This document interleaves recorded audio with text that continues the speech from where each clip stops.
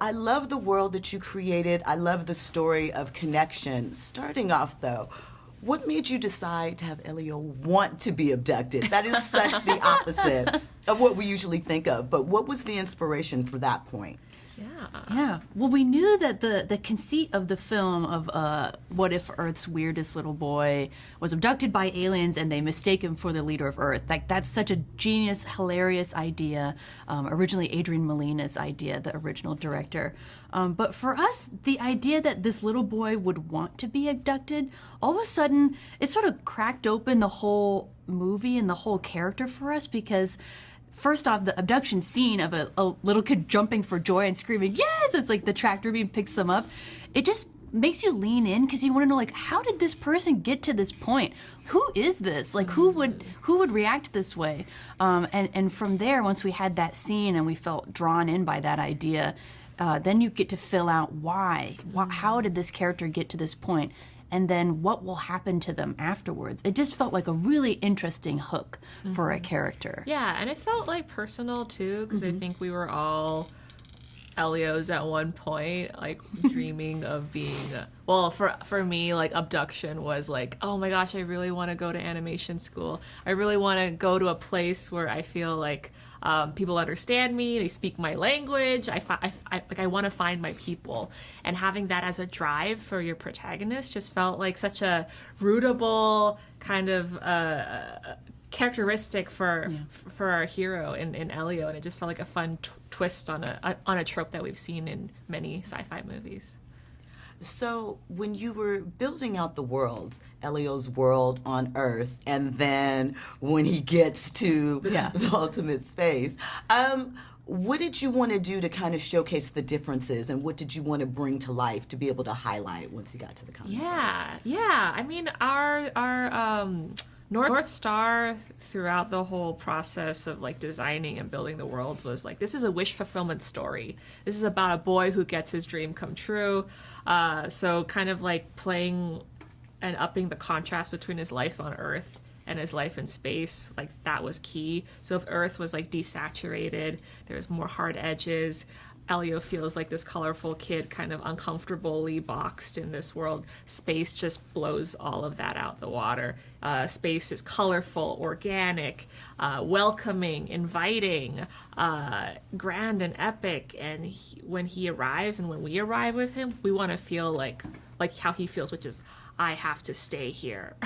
So, being that at least two of you have signature Pixar-style films, how did you work on all of you coming together and blending your signature styles together to create this unique place that we end up in? I think, I mean, when Domee and I joined the project, Adrian and Harley Jessup, our production designer, had already built this incredible world. So the Communiverse and all the characters were built by the time that we got here.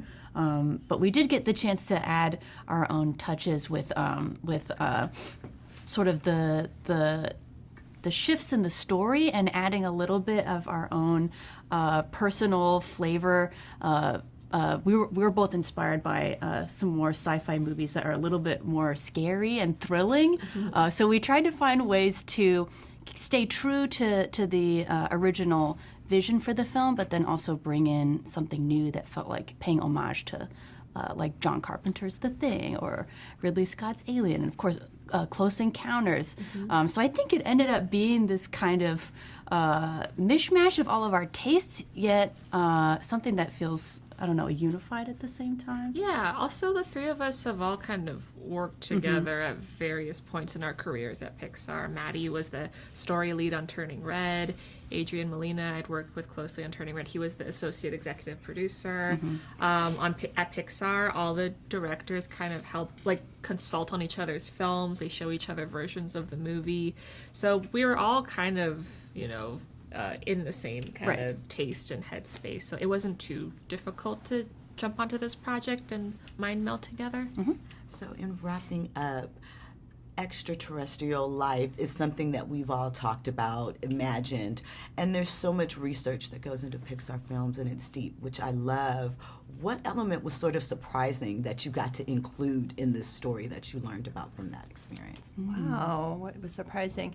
I think we did do a deep dive, and we got to work with Jill Tarter and Simon Steele from the SETI organization, Search for Extraterrestrial Intelligence. And at least for me, the specificity of how vast the universe is and how there are so many planets where Earth can exist, I think influenced all of us and was very inspiring.